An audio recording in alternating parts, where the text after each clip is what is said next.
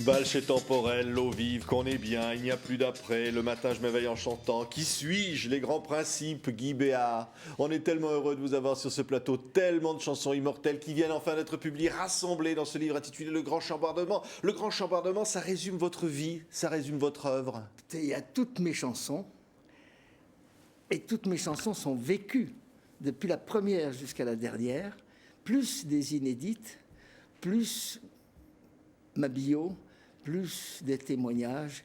Bref, c'est un livre que j'ai eu plaisir à découvrir au Cherche Midi. Alors, quand on ouvre ce livre, à n'importe quelle page, on y trouve des refrains immortels, on y trouve des envies de chanter. Ça a toujours été ça, votre vie, l'envie de chanter? Ah, moi, je chante depuis ma plus tendre enfance.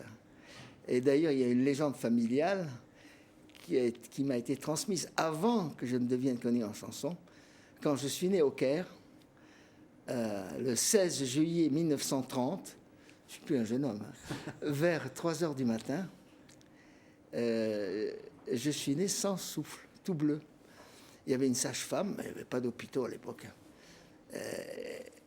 Elle a essayé de me réveiller, elle n'a pas pu, et ils ont appelé mon père et mon oncle qui se saoulaient la gueule 2 étages en dessus. Ils sont venus avec une bouteille de cognac, on m'a frotté au cognac, et mon premier souffle a été une sorte de mélopée.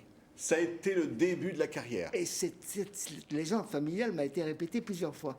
Malheureusement, on ne se souvient pas de cette mélopée qui certainement a été dictée par Dieu. Voilà. Et depuis, vous n'avez plus arrêté. Après, là, on va dire aussi, vous êtes né au Caire, mais vous avez grandi au Liban. Est-ce que les couleurs du pays vous donnaient envie de chanter? Quel merveilleux pays. Et comme ça me fait de la peine. C'est un pays d'accueil. Mais à force d'accueillir toutes sortes de gens depuis toujours, un pays dont la géographie, la beauté, il a des problèmes en ce moment. Oui. Et je prie pour que ça soit résolu, que les Libanais soient enfin heureux et tranquilles dans leur pays. Alors vous êtes ingénieur des ponts et chaussées, vous avez des ponts qui portent votre nom, mais voilà que vous décidez de faire de la chanson. On n'a jamais compris ce qui s'était passé, Guy Béard. Écoute, j'ai toujours fait des chansons. Depuis tout petit. J'ai même des mélodies quand j'avais 4 ans, 5 ans. Et j'ai toujours écrit des mots. Comme beaucoup d'enfants, d'ailleurs, je ne suis pas le seul. Et puis, ma mère voulait, comme toutes les mamans, que je sois avocat. Mon père, que je sois ingénieur. Et j'ai choisi le métier d'ingénieur. Et il m'a dit, tu feras de la chanson après, si tu veux, mais tu auras des diplômes. Et c'est comme ça que je suis revenu au lycée Henri IV, où j'ai appris mathématiques supérieures, spéciales et tout. Tout en composant encore des chansons. Et tout en composant et en allant voir des chanteurs qui me plaisaient. J'ai vu en 47 Léo Ferré qui débutait dans un truc qui s'appelait les Assassins.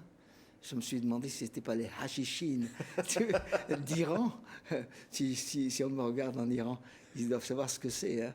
Et puis j'ai été voir Traîner tout le monde. Et j'ai été voir Brassens. Je voyais mes idoles. Oui, Brassens, Brel. On va voir peut-être une photo. On va vous voir avec eux. Ça a été, comme on dit, les 3 B de la chanson. Brassens, Brel, Béard. Je crois que il y avait aussi parfois Beko, et je m'étonne qu'on oublie Beko très souvent. Oui. Et on est tous les 3, je vois la photo chez Canetti qui m'a lancé, et la chanson qui m'a vraiment lancé, c'est L'eau vive. Oui, qu'on a tous chanté à l'école. Mais qui a été, et ça n'existe plus maintenant, 52 semaines numéro 1 au hit parade des ventes. Ma petite est comme l'eau, elle est comme l'eau vive. Et ça vous vient d'où, une chose comme ça? Écoutez, les chansons viennent souvent dans la nuit, ou en marchant, ou en roulant, mais c'est surtout la nuit. Et le meilleur des cas, c'est quand il y a une mélodie et des paroles qui viennent, quelques mots et une mélodie. Et je les note sur un calepin, puis je me rendors, et au matin, je vais voir ce que ça vaut. C'est comme ça qu'il y a eu « Il n'y a plus d'après à Saint-Germain-des-Prés », et qu'il y a eu L'eau vive, et qu'il y a eu plein d'autres chansons. Puis d'autres, quelquefois... Les mélodies et les paroles viennent ensemble. En même temps, c'est le meilleur des cas. Oui, c'est comme une magie. Hein. Quand il y a des paroles qui viennent seules, elles finissent par trouver leur mélodie, mais ça prend beaucoup plus de temps. Et c'est pourquoi je pense que c'est indissociable, les paroles et la mélodie. Et quand on lit les chansons dans le livre Le Grand Chambardement des Cherche-Midi, les mélodies reviennent. Et je me demande pourquoi aujourd'hui il n'y a plus de mélodies et de chansons qui soient reconnues par tout le monde, dans le monde entier. C'est ça. Parce que chacun fait son propre truc et ça crée des barrières entre les gens. Est-ce qu'on pourrait dire de vous que vous avez voulu chanter les couleurs du temps toute votre vie? Oui, la mer est en bleu entre deux rochers bruns, je l'aurais aimé en orange. Et alors on m'a posé la question, d'ailleurs c'est vous tout à l'heure, si j'allais me remettre à chanter. Oui. Et j'ai eu plein de propositions. Je suis un des derniers très anciens avec Aznavour qui demeure de la génération des Brassens, Brel, Trenet.